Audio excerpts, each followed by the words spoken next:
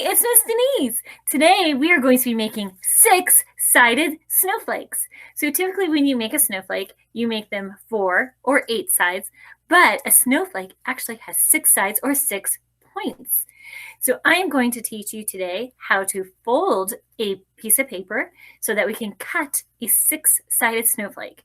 And we're going to be working on how to cut, how to make intricate designs. We're going to be looking at maybe if you want to add a heart or other different types of shapes. And that is what the fun project is for today, to make a very cool 6-sided snowflake. And I can't wait to see all the different snowflakes that we make today. Need to start off with a square. In order to get from a rectangle to a square, we're going to take the one tip, the point of our paper, we're going to bring it up. We're going to match that seam to that seam, and then we're going to crease it. And then to make it a square, we have to take off this. And then when I open it up, I now have a square. So that is the basics from rectangle to square. Then when we typically go to make snowflakes, we take our piece of paper, we fold it once, and then we fold it again. And then we can even fold it again. But when we start to do it that way, this way is actually going to become a 4-sided snowflake. If I were to fold it again, it becomes an 8-sided snowflake. I want to make a 6-sided snowflake. So now I'm going to take my piece of paper. You can hold it this way or this way. I like to hold it more like it's an ice cream cone so that I can start to do the next fold, which is much more complicated. So now I have to take these 2 sides and start to fold them in.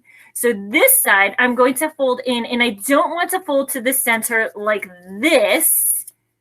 I don't want to make bunny ears that look like this. My bunny ears actually have to crisscross. So I'm going to take it so that it goes slightly over the middle. And then I'm going to crease it. Then I'm going to take my other bunny ear, the other side of my ice cream cone, and I'm going to slightly fold it over. And it's actually going to be almost in the middle.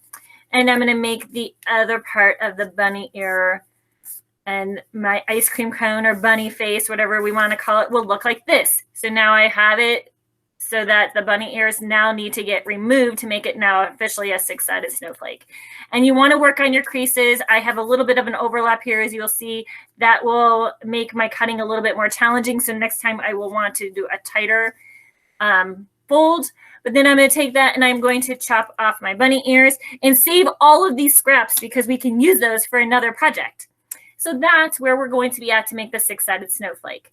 Then once I do that, now I get to cut the sides and the top and even the tip and start making decorations. And what I recommend is that you take this side and cut something different from this side. And the same with the top. I'm super creative. And if you want, you can put hearts in there.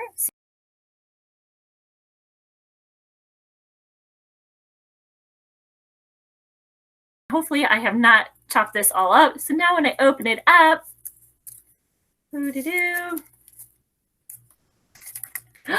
I now have, this is a very first rendition of it, but I could fold this back up and I can even get more intricate, even open it up more. So if you notice, like with this one, I really started to work on those points and putting all of that in there, all those little fine details. This one's pretty simple, but again, if you were to count my hearts, you should see 6 hearts. So we know we have 1, 2, 3, 4, 5, 6. So there's 6 hearts, and now we have a 6-sided snowflake. So that is what we're going to be doing today, and I will run through this again so that everybody can make sure that they have it. So I would like us to do it together this time.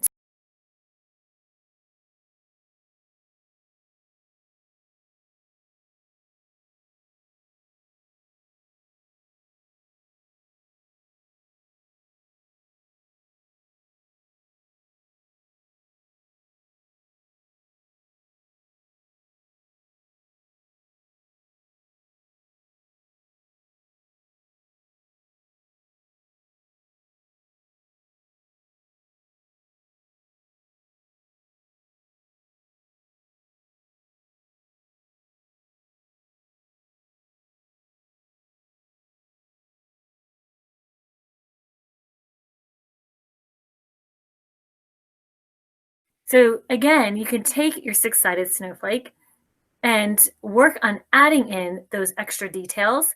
You refold it and recut it and add in. So you see, I added in a little bit more of a snowman. I added some Christmas trees and some hearts. And I just took that a little bit of extra to go in and work on those, adding in those extra designs. But again, just be careful that you don't accidentally cut off too much and clip off part of your snowflake. So you have to use the scissors in a gentle way to be able to get all those little extra cuts in there. But again, you can just keep playing and seeing what you do with your snowflakes. Thanks. And I can't wait to see you all again. And maybe I'll be sending out a whole nother video. Bye.